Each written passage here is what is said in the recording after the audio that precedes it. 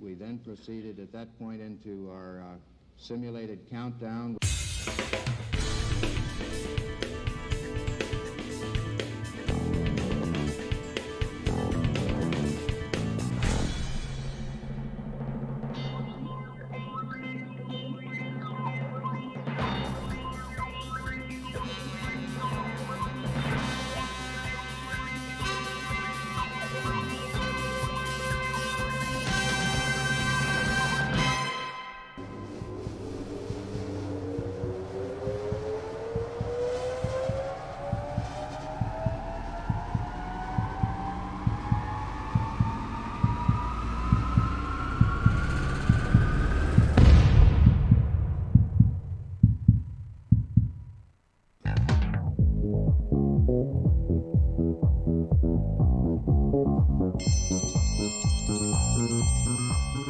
Lunchtime, kids! All right!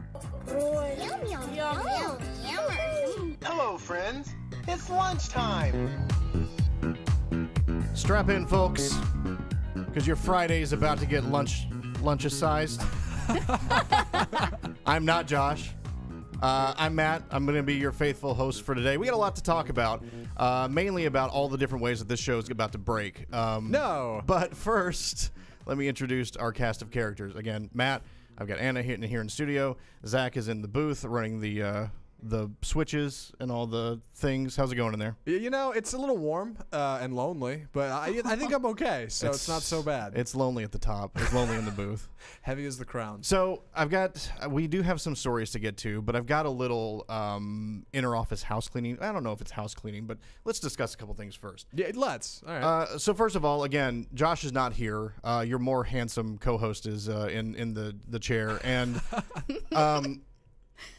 what comes with that, though, is that Josh keeps all of the music for the show on his laptop, his personal work laptop. He's that we don't have holding access. on. Exactly. Like he guards it like, you know, Gollum guarding his treasures. like a troll under a bridge. Exactly, like a dragon hoarding all of his music, his royalty-free music. That's so I don't have access to any of that right now. Now, up until the moment before this show started, our website that we get our music off of, which I won't name, but it rhymes with Schmaudio Blocks, was not working. It was giving me a big fat like white screen like, uh-oh, something went wrong. It wasn't having it.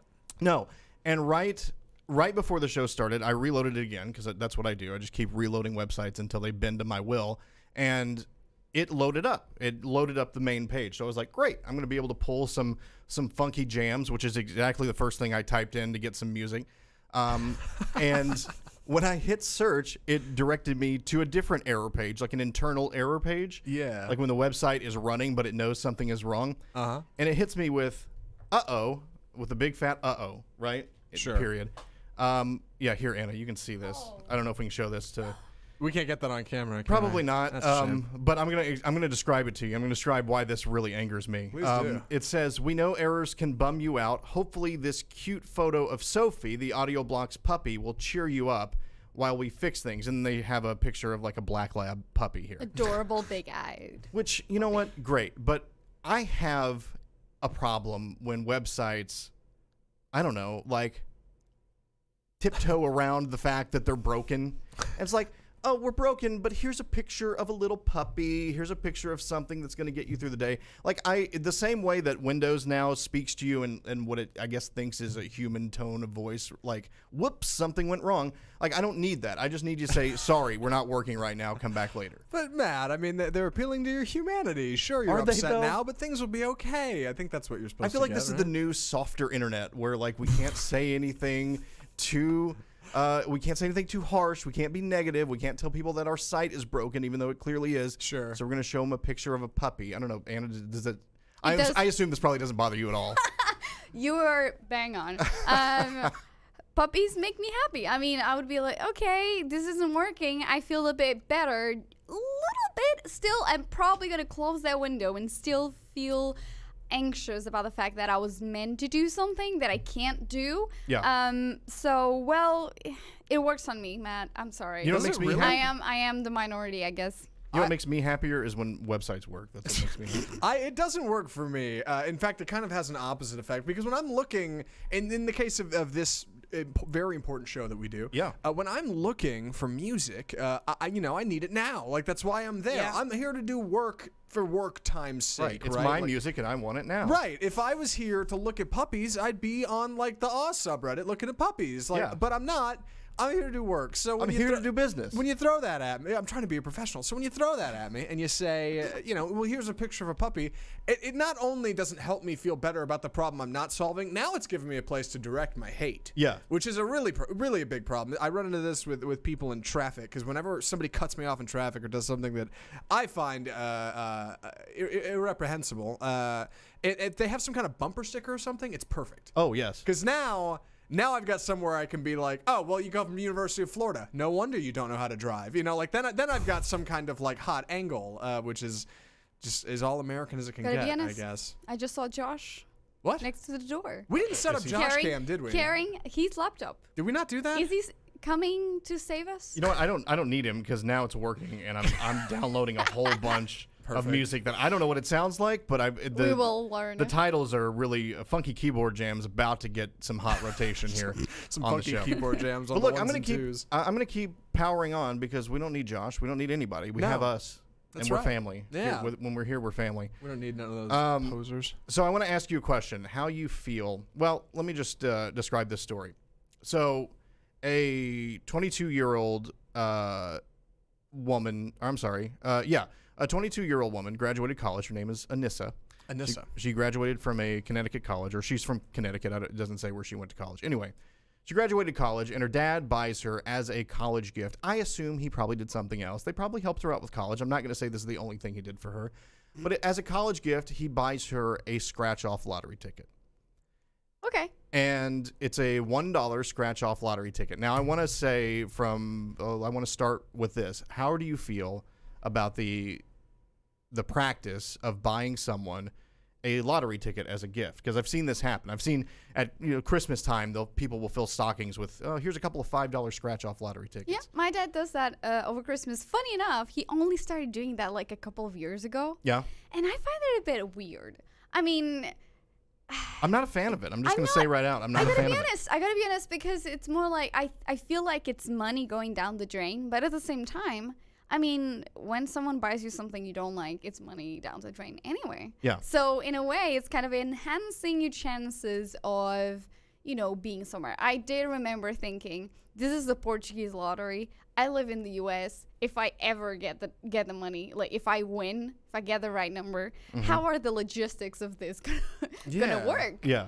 Because I normally only find out, it's normally the New Year lottery release. So we normally get that for Christmas. So then we normally fly back to Dallas before the end of the year. So part of me is like, do I really want to that's money? That's like getting you a gift card for the movie theater that's out of town. Right. Like, that doesn't do you any favors. I mean, I guess I get what it is, but I'm not a fan.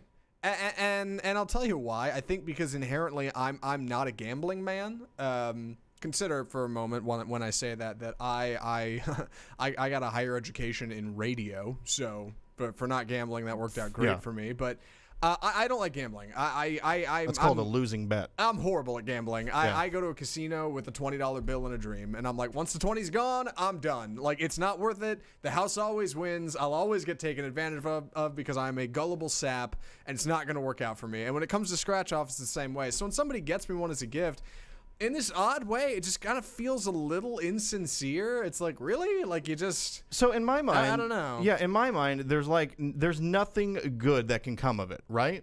Because either you win or you lose. Well, I mean, I guess you could break even, and then you get $5, so congratulations. Yeah, but then you got to go to a gas station to cash that in. You got to redeem it. They've given you an assignment now. But you either don't get anything, which is far more likely than you winning. So someone just filled your stocking full of nothing, basically a bunch of cardboard that you now have to throw away. And they spent money on it, like that they worked for. Yeah, you could have spent that $5 on a pair of socks, and that would give me more use than a piece of paper that I now have to throw away. Yeah. Or, like in this case, she won the top prize off this $1 scratch off, which is $2,000 a month for the rest of her life. No, that's $24,000 a year for the rest of her life. She's already got a radio salary going in. But she opted to take the lump sum payout, which was still $400,000. Pretty good. I was going to say, hang on. What do you mean about 400? What?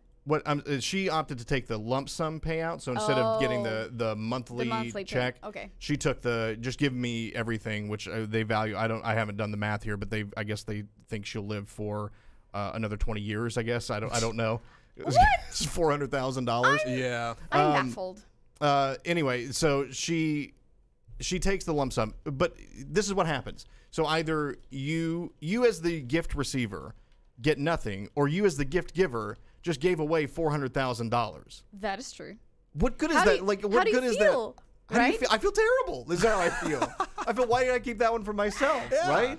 Out of all the scratch-offs you've ever bought, you finally bought a winner and you just gave it away. You gave it away. Right. Which the best case scenario for you is if they break even, because then they can't be, well, thanks for nothing, but then you didn't give them the top prize. Right. This is Schrodinger's gift is what this is, right? It's like Schrodinger's cat, where you put a cat in a box and you can't determine whether or not the cat is alive or dead because you can't see it. That's a scratch off. You don't know if it's a winner or not because you can't see it. And you can give that to somebody and say, oh, I think it's a winner. But when you give it to me, I think you gave me a cat in a box. Like, that's not great. Right. Who's that helping? So I don't know. Yeah, I'm not a fan. I'm not a fan of the scratch off. Now I'll go buy a scratch off every now and then, and I have. Do you really? Okay. As recently as last Christmas, I think we were actually heading out to a Christmas dinner. We stopped in at a gas station on the way, had an extra $5 or $10, and Megan is the progenitor of most of this, wanting to buy scratch offs. But the lady in line in front of her was one of those, I'm gonna buy scratch offs all day, and a problem. She has a gambling problem, and I feel sorry for her. But she said she had just bought one that didn't win, and she had said, "Oh, buy this one. Like this one, I've played a couple of these. They didn't win. A winner is going to come up." So we did, and we won $100 off of it. It was a $5 scratch off, and we won $100 off of it. I was like, I don't feel. I mean, do I feel bad for that woman? No. I mean, she could have bought that one, but. I don't know. That was pretty cool. So every now and then it works out. It presents this weird problem of like human ownership and what is and isn't ours. And of course, like the nightmare scenario for any family is you win, because then everybody feels like they want to cut. Hey, I haven't seen you in years. I should come visit. Like, I mean, that tears families apart. That much money that fast, it's a dangerous game. That is true. At the same time, you think, I personally don't like the fact that she took all the money. Like, why would you take off security? Like, at least you can have a payment every month. You don't even need to work. If something happens to you, you have that money. When you take the whole sum, the whole money that it would, equal to the 20 years. Yeah. That's dumb. Don't you have to pay more tax for it? Right, I think it evens out. Aren't you? I thought you were taking a cut. If you take the lump sum, you get usually, less than you would have gotten. Yeah, over usually time. you are. Yeah, I think. I don't know if there's any financial experts out there that can tell me, but usually outraged. I think you're. What's that? I'm outraged. You're outraged. Well, I'm about to be outraged if I can't get this music to work, but I think it will. I got another point. I can go talk ahead. out. Sorry, for a I was second. segueing beautifully, and then I got interrupted. That's What's me your in the point, booth, please? Yeah. No, the lump sum payment on the lotto, like nobody should ever take that, right? Like, why would you? Unless you're trying to pay for college or something, I guess maybe I that think most makes people sense, do, but though. I think most do, Yeah. and I do wonder if that's like that deal or no deal mentality where like from far away, it seems easy as not a winner to say, oh my God, why would you take the lump sum? You just get $2,000 every month. That pays your rent. That pays your bills. You can get health care on that. You're set. You don't have to go to work. But other people, like, I don't know. It's a winner's thing. I think it probably depends on your stage of life, right? Like as a 22-year-old college graduate, I don't know, take the monthly payout. You're gonna see it out, right? Right. If usually these lifetime things do have a limit, I think. Of course, a but cap. it may be 20 years, it may be 25 years, I don't know. Yeah. But if you're later in life, I guess the lump sum makes sense, right? Yeah. I'm not gonna take so many a month because I have that many months ahead of me, so I'm gonna go buy a bunch of jet skis and like end this thing right. Right. God. Speaking of ending it right. Yeah. Let's go to break. Is my sound up? Because I'm about to give this one a shot. Hold on. Let me see which one. Let's see what you are funky here. Give me a keyboard minute. jam. I think you're this one. I Is think this so. you? Let's All right, see hold here. on. Wait for it. See if it plays. Oh wait, it'd probably help if I turn the volume up here. Okay. Yeah. I'll wait. I want to build this up. Stand by. Can kind of hear it. Oh, there it is. I'm digging on that.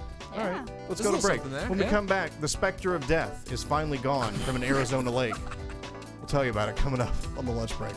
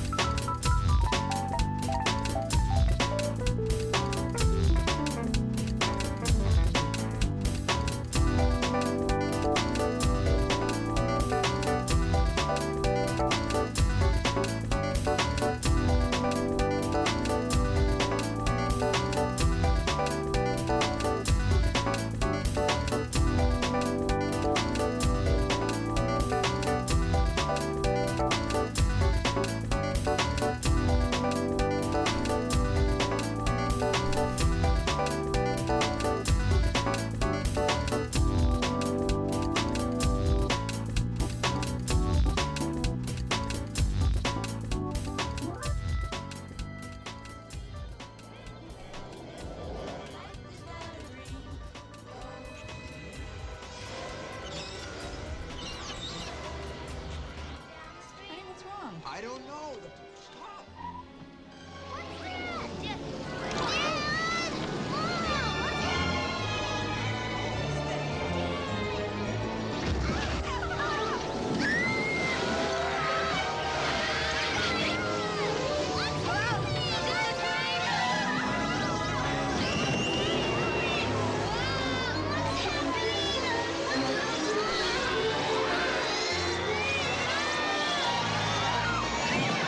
It's all right.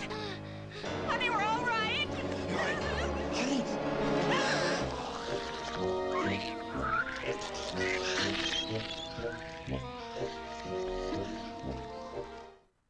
All right. Oh my! How do you guys feel about that car commercial? Okay. First off, Matt, what the hell? Like you come up with some weird stuff, but that's about as kooky as it gets. And secondly, I am all about that car commercial. Yeah. That is one of the coolest car commercials I've seen in a while. There's more to come, folks. Why? But Oh, there's parts. there's part two, Okay. and I will just set this up by saying that is a 1987 Chevy Corsica car commercial. They were about to launch the Corsica model, and so the best way to do it, which I guess was a Close Encounters style abduction. Big Spielberg, yeah. Yeah, which for a car commercial, that's pretty good. I know. It's just why? I mean, the thing is, do you even try to connect? Like the car is so safe that will keep you, like kind of like together and safe away from aliens. I don't know. I guess I need to watch the second We'll part. get there. Okay. Right. We'll get there. Because in my head, I'm like marketing wise, how do you Man. connect the values? There's some good, like I know there's value in car commercials now, but a lot of it feels like drone footage, and it's like, here's this car on a cliff in California, now it's in a desert. Like it's just cars all over the place and like sweeping shots of it against the landscape. Like, or you'll get goofy ones where it's like a family trying to load stuff in the back of a Volkswagen or Right. something. And Right. like, look at all our storage space. But like that had some pretty good practical effects in there. Yeah. You had some stop motion. You Yeah. had miniatures. You had definitely some movement with the car. They probably had some PAs like sliding a thing on a dolly or like a camera pan real quick to make it look like it's moving. I'd like.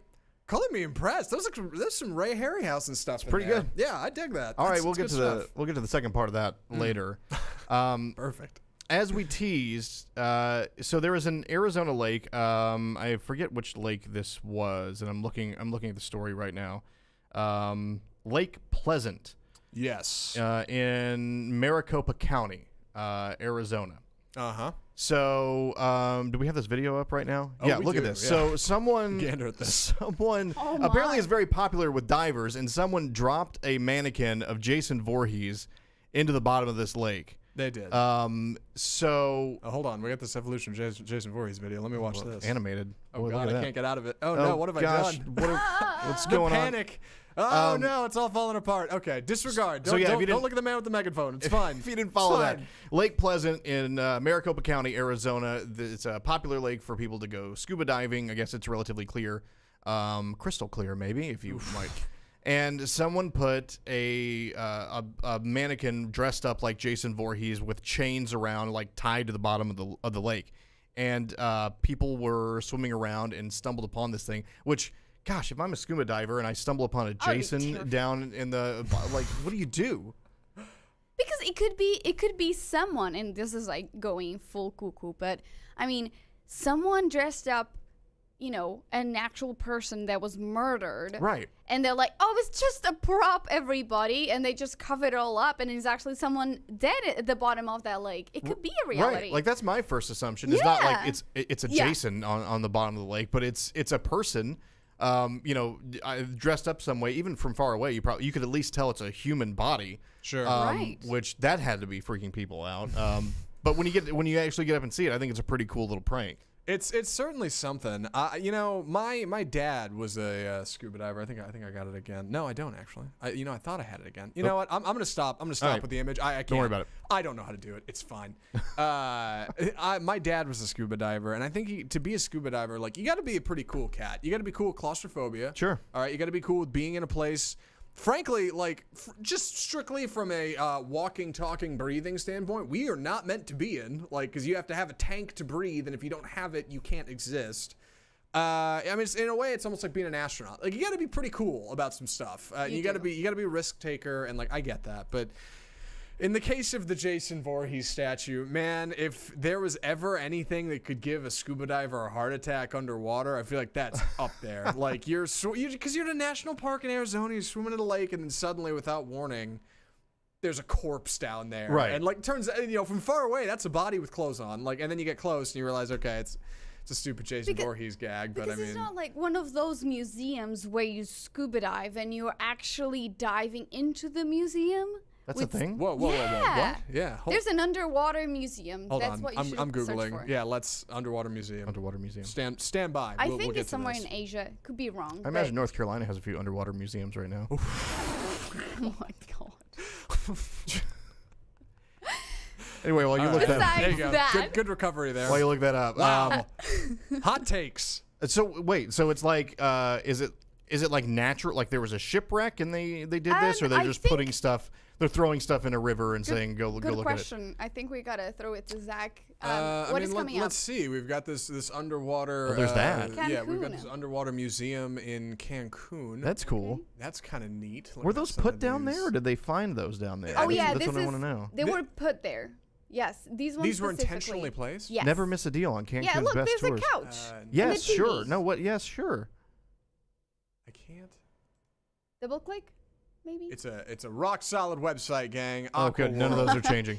Can Only we go to our $58. web guys down here? Can we call them up? Slip us a resume, Aquaworld. We'll help you out. Well, anyway, Good Lake God. Pleasant is not an underwater Right. museum. It's an actual lake, and the Arizona Parks Department, the spoiled sports at the Arizona Parks Department, don't want it there anymore. Now they're not saying they're not leaning on this kind of BS excuse of it's scaring people. We've had people have heart attacks down there, and it might scare someone. They're just saying we don't want junk in the lake. Basically, like we don't want people feeling like it's okay to just throw whatever in the lake and have it be there, which I think is, if you're going to make an argument to take the thing out, I think is a fair enough argument of, because there could be people doing copycat Right. things, throwing a bunch of mannequins in the lake, and then, that might mess up the ecology or whatever. So I get it, but for its time, the Jason statue, I think, was pretty fun. I don't know. That You is know, funny. Sorry, go ahead. This is one of those things I think about usually around every October. Like, how can we make the next great haunted house? Because it's a business. There are haunted houses. Yeah. Man, if scuba diving was something that was a little bit more, like, easy to get into and maybe not as dangerous, which probably wouldn't make it as exciting, scuba haunted house. How's that for an idea? You That'd be cool. You put on a That'd tank be and swim awesome. through that thing. That's a trip. Like that's scary on a whole nother level. What do you do with the people that are working the haunted house? Do they have to Yeah, spend that's the all thing. night underwater? I don't know how you could work real people down there, but I mean, you think of that. There's that production in Florida at that like Everglade, whatever, and they have women they play mermaids. Have you seen this? And they have these long hoses that they pump air through all the time, and so the women that play the mermaids, they'll swim down to like grab a hose, take a breath, and then they'll swim around a bit and then grab a hose and take a breath and then do more. So like maybe you could have some kind of system like that. Like have a employee that I don't know, like has some kind of external air breath hose system. That's it. And yeah. there's people that can hold their breath for like 5 minutes. Yeah. They just like practice and practice Yeah. and practice. Probably yeah. I have a feeling the pitfalls of the underwater haunted house are better Somebody would than die. Yeah. than the high points. That's of it. true. But you probably a lot of animatronics, you know, like stuff like that. You have to have a lot of robotics a down lot, there. Yeah, You'd that's have what to, I would have in mind. But man, that's the next great idea. Anybody looking for a good haunted house idea? Got you covered. In an example of what can happen if you don't pay your employees, there was I'm just gonna completely change the subject. No. There was a gentleman in California, who was running for lieutenant governor. He came in third, so he didn't win. His name is he still exists. His name is Cole Harris, and he lost out on his race. And as time has gone on since that race, that was earlier in the year, the vendors that he worked with for his campaign were saying, "Hey, you didn't pay us. You didn't pay us the money that we." And these are people who ran his social media accounts and did his website. And so you might see where this is going when they finally had enough and just recently have updated his website and his social media accounts with a breaking news. Cole Harris owes his campaign vendors and employees at least $1.1 million in unpaid bills. This is on the official Harris for California webpage. I'm pulling it up right now. And they have a detailed report where they've, I guess, filed for remuneration or whatever it might be. And they tweeted this out on, yep, there it is. So this at one point was a campaign website. Now it has become a, hey, idiot, you owe us money. You owe the people who run your website money. And we still have access to said website and your social media account. So they tweeted it out. Wow. They put it up on his website. I love this, by the way. I love, as you know, I love it too. Working in an industry where people pay you for work, something like this is I guess cathartic in a way, you know, like everybody wants to be able to just pull the ripcord on something and be like, fine, I still have access to your account. Yeah. Not that we would do that, but like, right. It's like one of those things where, oh, please. Yeah. I can imagine like the developers just like, one more line of code and we'll just have that great feeling. And this is doubly satisfying because if you've ever met any developers, and I obviously can't speak for all of them, but I used to work in IT. Like, typically, if you're the kind of person who works around computers a lot, especially on the software end, you're not so much of a people person. You're pretty numbers oriented. You're pretty quiet. Like you do good work for it. But like, you know, it just takes a different kind of person to do it. So when somebody who's in that line of work claps back this loud, man, oh man. Yeah. Like you just feel satisfied for them. It's great. You know, there's a bunch of fed up people in there that felt such satisfaction. So we'll see. We'll keep an eye on the story and see if he pays them. Apparently, he does have the money. He was touting himself as a self-made millionaire and things like that. So don't they all? You would hope he has the money. To be fair, I mean it is no small piece of change. Like if somebody owed me something with 6 figures or 7 figures on the end, oh yeah, I'd be going through any means to get that money. But don't you guys? I'm the one that always follows the rules, right? So in my head, all I'm thinking is this guy is gonna sue them. Because it's like appropriation of the website, which effectively he never paid for. So does he really own it? Yeah, I guess not. I mean, they still have. Yeah, they still have still their work. Yeah. So it could be he could be filing for perjury. That's the term, right? When you say when you're naming someone, like talking badly about someone. Slander. Slander. Yeah. There we go. That's not libel. That's slander. I went to forget which media one. law. I don't- Libel is in print. Slander is. I think you're right. Oh, they're specific for those. There are okay. differences. Yep. Always learning. So okay. I guess this would be libel. Right. All right. When we return, we're going to find out the stunning conclusion of the 1987 Chevrolet Corsica ad. Wait for that during the break. And when we get back, Bulls on Parade. We'll be back here on the lunch break on RNCN. Music.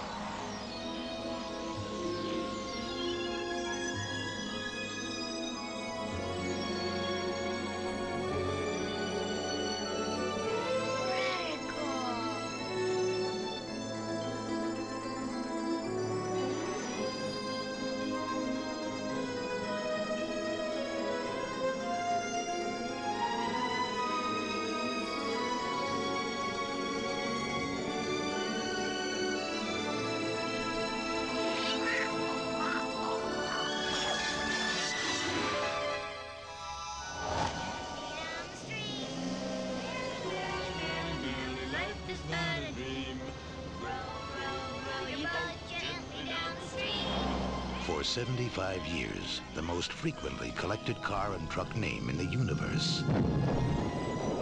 Chevrolet. All right. I want to break down this commercial a little bit before we move on. Me too.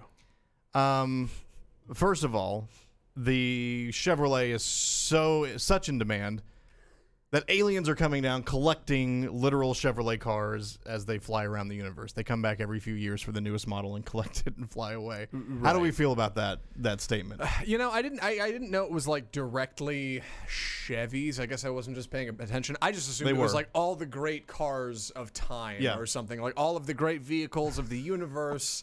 And the Chevy Corsica is one legendary car of the greatest. The pantheon of vehicles. I mean, that's what I got out of it. And then let's talk about the horrifying reality of this universe where they cloned not just the car, the family inside the car. And the lady was so happy. She was waving. There's millions of people floating around in bubbles in the inside of this spaceship for until the end of time. That's pretty horrifying. Because this female alien really likes the Chevy. The head popping up open. I'm like, the creature effects are amazing. I hope whoever did this. I'd love to look up who did this. Like I said, it looks like a Harryhausen thing, but I don't actually know. Yeah, again, like just to review, because film school, I'm 60 grand in the hole here. Let me have my moment in the sun. Sure. You got stop motion, you got animatronics, you had matte painting. That was some good stuff in there, like some picture-in-picture kind of action going on. Like, color me impressed, man. There's some good work in that. Yeah. And not only that, but like somehow, and maybe it's just because I was so enamored at the end of this 2-minute spiel that we've turned these bits into.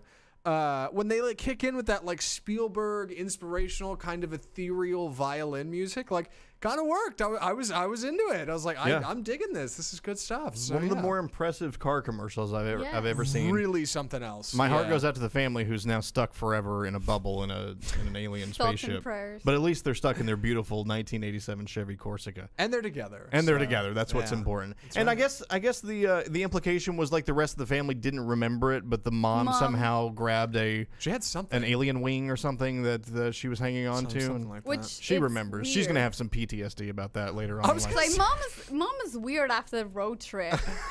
What Yeah. did she get? What happened? Yeah.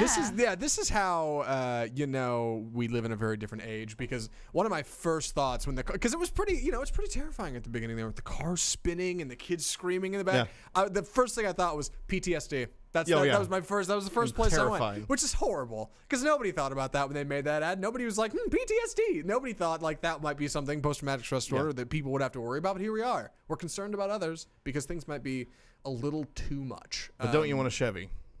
Don't you want a Chevy now? If I ever see a Chevy Corsica, I'll be posting that video post haste to somewhere, Right. along with the photo. So I gotta say, Rachel was talking about the part where they were singing "Row, row, row your boat." Oh, that was Harvey's favorite part of the commercial. Was it that actually? Were they singing that? Yeah, they were at the end, or I Oh, think wow. like at the beginning and at the end. I completely missed it.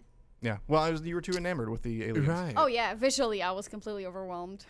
There's gotta be. I bet there's like somewhere on YouTube. I bet there's like a behind the scenes, like how they put that ad together, and like somebody somewhere has that alien head that does that. Like We that's, should keep- yeah, we that's should keep sitting in a investigating box this. somewhere. That exists. So yeah. So this story comes to us from Utah. I don't know how to say the name of this town, although in the video that we're going to play here soon, I think the lady says it, but I think it's like Toole or something like that. It's Tooele. Tuel or Tool. Anna just slides into Yeah. Matt's frame over there. No, it's good. Always. It's funny. So this is, we'll call it Toole, Utah. A veterinary clinic there had a 1-ton bull, that's 2,000 pounds for you, My goodness. that was coming in for a circumcision procedure, and didn't want to have any part of it, and ran away from the veterinarian's office and took out, it says the bull got over the fence and then darted through the open perimeter gates, which, why were they open? I mean, come on, you've got wild bulls in It's a there layup. for a bris, and he gets away. And just starts running through town. And do we have that video? Because I really love this video. I'm going to say I edited one part of this video. The last part I left as it was because I just kind of love the way it ends. Yeah, I've got it. Do we have sound, or are we just talking over We do it? have sound, so yeah, Okay. bring the Yeah, sound yeah, up because let the me- sound is worth playing. So this is outside of a Walmart in Toole, Utah, after this bull has gotten away. I'm leaving the mics on, so don't say anything brash. Here we go.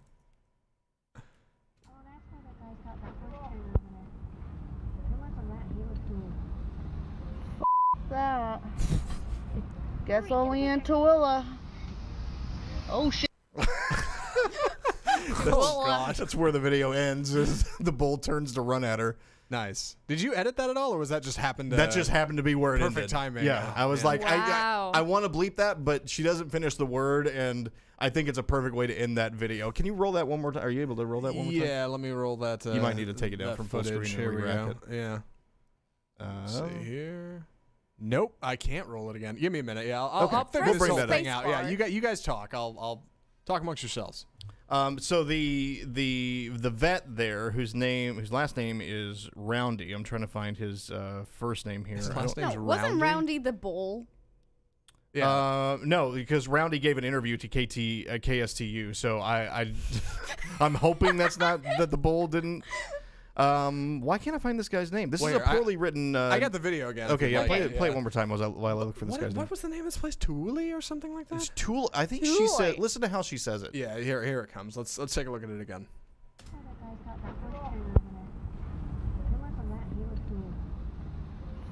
That. Guess only in Tooele. Oh shit. Tuella. Tooele. Tola. Tooele DeVille. Yeah, this poorly written article here does not give the person's first name, as far as I can tell, but here his last name is Roundy. But he surmises the bull came in to become circumcised. He must have known. Why else would you jump a 6-foot fence? Well, I don't know. Maybe because you're shoving him through a little chute. I'm sure he's agitated anyway. Police helped Roundy, the vet, recapture the bovine fugitive. We went over to Walmart, had a tranquilizer gun, and we had 40 to 50 people there, and all the cops walked within 10 yards, shot him with the tranquilizer gun, called the cowboys to bring their horses, and come rope this bull. But in the end, the bull did not avoid its procedure. I didn't even know they did that to bulls, but I guess you do. And this goes on to mention that in Texas, it doesn't say Harris County. In Texas, God, my hometown. Oh, a no. 2,200-pound Brahma escaped from its pasture and ran through spring. So there you go. Oh, God, that's where I'm from. Exactly. Oh, no. So you got bulls running around on the street through spring, more heavier than this boy. But they were able to capture that and bring it back to its pasture. So anyway, bulls running around loose in Tool. F that, like the lady said. Why is everything attracted to Walmart? Just gonna ask that. Wait, was this in a Walmart lot? It was outside of Walmart. Okay, I don't know how big this town is. That may be the only thing that's there. Opposite. Yeah, exactly. That's the only green space that there is.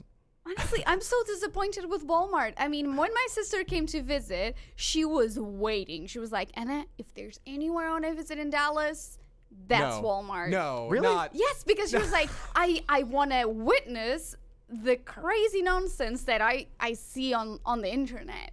We go there. like the humans of Walmart or whatever. Yes, humans of Walmart, just all the crazy stuff that happens there. She was like, I want to take some memories home. Was she pleased with what?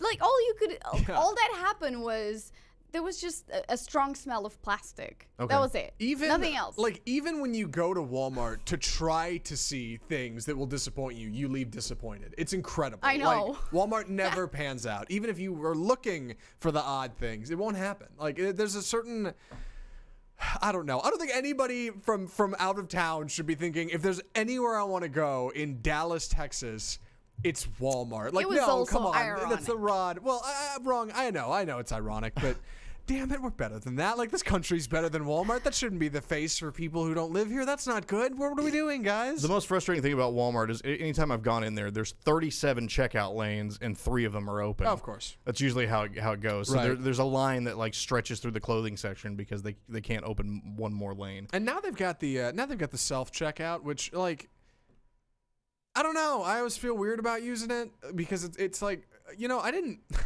It's kind of like people in New Jersey after they pass that thing, so they have to pump their own gas now.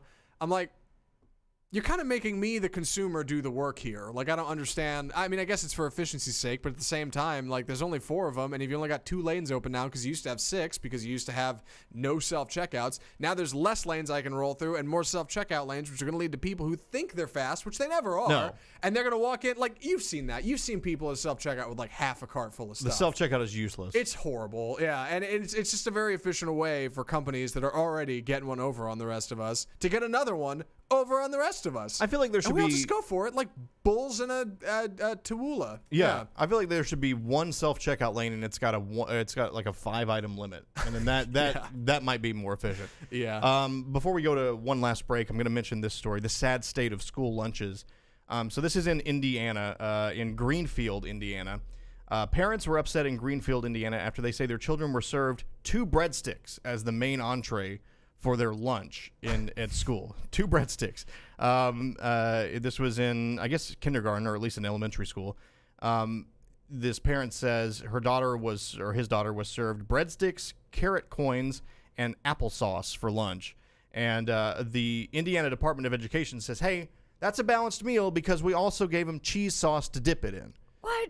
So you get cheese. Is there a picture of this somewhere? I think it's hidden in this behind this ad. ad. So excuse the rest of us while we watch this. Yeah, look at there it this. is. Yeah, let's take a gander. I'm not gonna roll the audio, but Yeah, look at that. So you've got, I don't see the cheese sauce on this picture anywhere. You know, I don't But you've either. got some carrot cubes, some applesauce, and then 2 breadsticks. And that's a balanced lunch because there's cheese also. They say that fulfills the protein requirement, is having the cheese sauce to dip it in. That's outrageous. Oh dear. I never liked school lunch, but I usually brought it from home, but they at least made an attempt to, I think, give you, it wasn't always the healthiest thing in the world, but they gave you at least a balance. I mean, pizza, which I guess is a breadstick with cheese on it, but it's also got a little bit extra. They did do that. But it seemed to be fairly decent. This seems excessive to me. Anna, what's a school lunch look like in Portugal? Because in America, it's really something. Like we have sunk. If there's anywhere they're going to cut budgets at school, it's going to be like lunch first, because kids can bring their own. Why do we have to provide it? It's the self-checkout problem. Gotta be honest. It was pretty good. I mean, it was like a lot of like potatoes and beans and some like starches but and you would fillers. get fish. Sure. You'd get fish and you'd get meat. I mean, probably the food wasn't delicious. Was a bit like no, but I mean, it was good. It was nutritious. Right. Nutritious. Yeah, It had nutrients. It was good. So it was healthier. These would never happen there. So a few months ago on this, or maybe a month or two ago on this very program, you probably don't remember, but there was someone, an old friend of mine, who was trying to libel me in the comment section, and said that I hadn't had mashed potatoes until I was like 20 years old, which is true. I think I actually do remember Which that. is true. Yeah, me too. But let me tell you why. Is because the only mashed potatoes I had in my life at that time were the school mashed potatoes, which were horrendous. Really? Yeah, it was basically the kind that starts as a powder, you know, and Yep. they powdered dump eggs. it in, and I don't even know if it's real mashed potatoes at that point.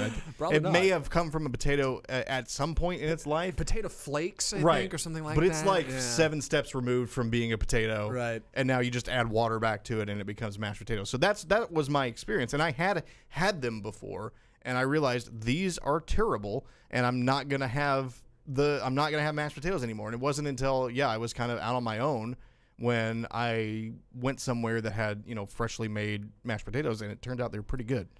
Did it change your life? I like mashed potatoes a lot now. Oh, I mean, I'm a who big fan doesn't? of them. You're a Yeah. changed man. Exactly. I was changed for the better. All right, we are going to take one more break, and when we come back, I'm going to explain to you why you shouldn't write your crimes out in essay form before you do them. That when we return on the lunch break. Let me make sure I have some sound here. I do, and music is rolling. Here we go. And let's go to break, everyone. Back in a moment.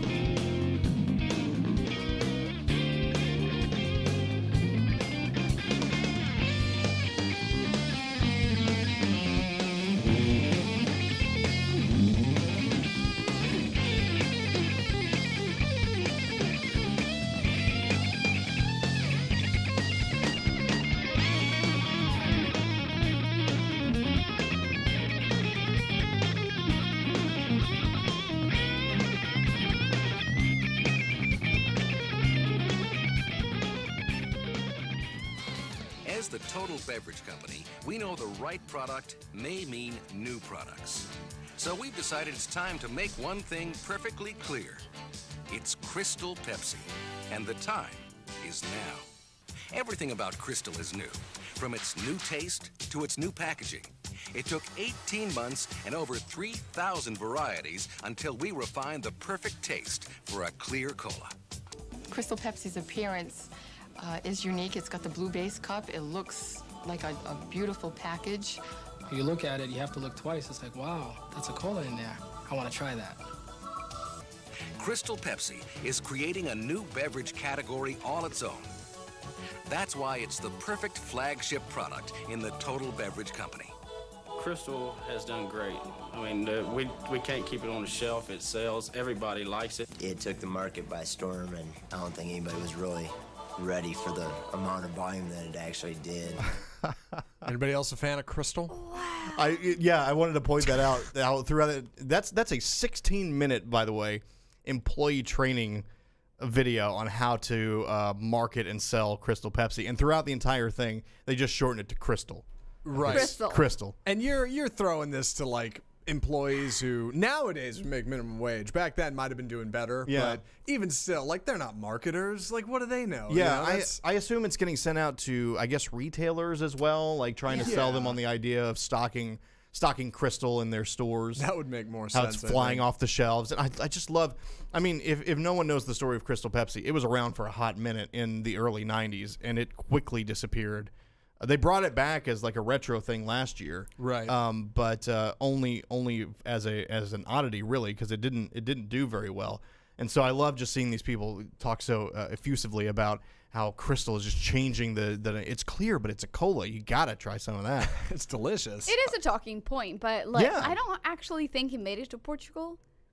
I don't think so. It worked on me when I was a kid. I was, like I saw the commercial. I was like, Mom, we got to go try some of this Crystal Pepsi. It's clear, but it tastes like Pepsi. Yeah, what is that about? Yeah. It's the simplest gag. Yeah, no, it really is. But it worked. It works brilliantly on a 10-year-old. Right. I don't know what that says for the marketplace. But just like any other novelty, like candy or soda, like it's fleeting, right? Like as soon as people figure out what it's about, they're not going to buy another bottle. People weren't rushing out and like stocking it by the case. There's definitely. And you can buy some on eBay for some crazy prices nowadays. But, I mean, it is what it is, I guess, Crystal Pepsi. Something I did want to mention, and this is fairly unrelated, but with the Chevy Corsica ad and the Crystal Pepsi ad, man, one of the things I love about old footage like that, of like a time long gone by, it's like as close as we can ever get to like filming what an alternate reality to today might look like, because it's so close to what we have,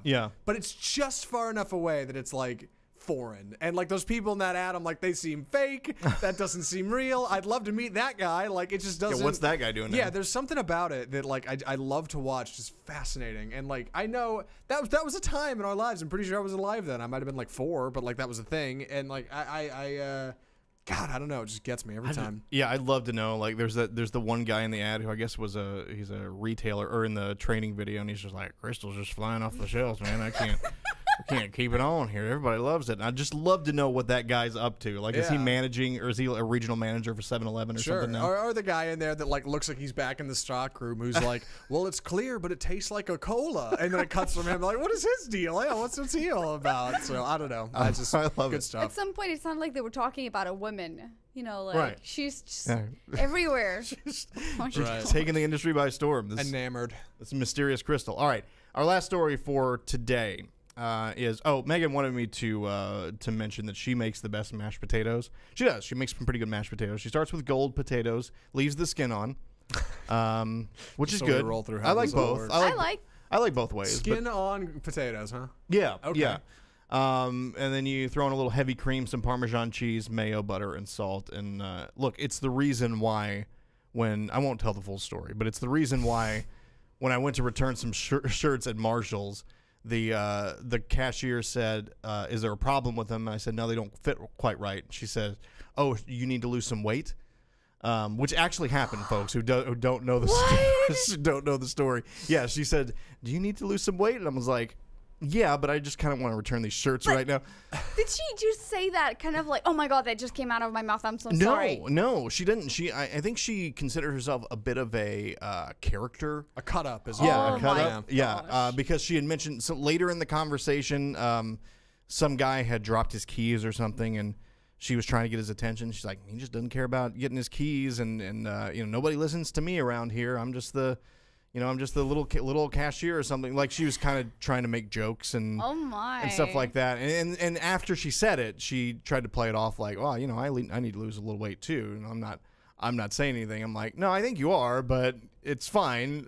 Whatever. I'm not here to be, I'm not here to put on airs or anything. It's like, yes, the shirts fit a little weird. But it was a fun day at Marshall's. There's always a fun, and I want to get back to the mashed potatoes. We're not done with that. There's always a fun stumble when a stranger just kind of throws you a phrase like that. It never works. It's always awkward, and it's never. I mean, I had a thing just earlier on the elevator with a woman. I was coming down, and I hear these little like tap tap tap tap tap of footsteps as the doors are closing, and then I see somebody just coming out of the hallway, and so I stick my arm out and catch her in the elevator, and she goes, "Oh, thanks." I was like, "No problem. You're better than me. I probably would have just waited." Silence. Like, no response. Didn't say anything. I figured she would have laughed or been like, "Ha, yeah, sure," or whatever. Like, no. Because it was awkward. Because we're strangers. We don't know each other. Yeah. Like, why are we trying to joke? And like, I don't know. It's some kind of defense mechanism in life. Like, we just, I don't know why we do it. But I can't speak for the woman in Marshalls. That's for sure. Yeah, I don't know. I have no idea what's going on with her. Outrageous. It was, it's one of those things where if someone I know had said it to me, I'd be like, what are you doing? Like, why you gotta be a jerk about it? Why you gotta be an a-hole? Yeah. But when a complete stranger in that situation where I'm just trying to return some shirts says it, I'm just like, well, yeah, I guess so, but I wasn't even at the moment like offended or anything. I was just like, yeah, can we just continue this transaction and get me out of here? When I left, I was like, well, that was kind of crummy. Like, I don't know why. And then Matt got home and cried. Right, and then I ate a bunch of mashed potatoes and I felt better about myself. Mashed potatoes. I wanted to, real quick, one more thing. You're okay with skin on or off, really? Yeah, You I go like either way. both. I like both. Why is that? Because you're particular with I am with particular, food. but Yeah. I like a good potato skin. Okay. It's not. I don't even know if I would call it my preferred way of eating it, but it's good. It can be good if you do it right. Sometimes some places overdo it. The other one, I don't make mashed potatoes, which is why I don't know this. Mayo? Is that a regular mashed potato? I don't know or if is that it's like a special feature? Because I don't know if it's I don't regular. know if I've ever It's heard not that a worked lot. in, but it sounds good. Yeah, you don't put a lot. It doesn't have a mayonnaise flavor. I think it's just like with the heavy cream. It's there to kind of bolster it a little bit, so it sticks together a little better. Yeah, add mayo to potato salad. I get that. Right. So yeah. I'm sure. So it's kind of, it's not like these aren't mayonnaise mashed potatoes or anything like that. Like they might eat in London or whatever. I'm sure they have mayonnaise mashed potatoes in London. Is that a thing? No, I Did don't you put like mayo on French fries or whatever? Oh yeah. Yeah. Okay. Well, that do. applies. But I never heard about it. It makes sense. It wouldn't get it creamier, I guess. Yeah. But yeah. I don't think I've had tried. Megan, we would love a sample. Yeah, next company potluck, like you got to hit us I'll with bring those mashed some. potatoes. Yeah. Like I'll bring I'm some. in on those. Next Thanksgiving or something. We do get together. Unless this next headline turns out to be true for me, which it might. This headline says, woman who wrote, quote, "How to Murder Your Husband" essay charged with murdering her husband. Oh God. The subhead says, "Paying assassins is a bad idea as an amazing number of hitmen rat you out to police," the novelist wrote. So this is a romance novelist, Nancy Crampton Brophy, who wrote pulp-style books, including The Wrong Husband, The Wrong Lover. Again, those are the Fabio type covers where guys like his shirt's blowing in the wind and things like that. You know, that kind of thing. Oh. I see, Fabio. So she was arrested in Portland on a suspicion of shooting her husband, Daniel Brophy. Again, she's 63, and she posted on Facebook a day after his death that she was struggling to make sense of everything.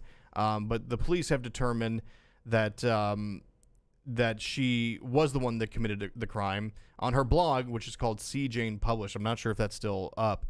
She wrote a post describing 5 main motives she could use in stories about women killing their husbands, as well as a series of murder weapons.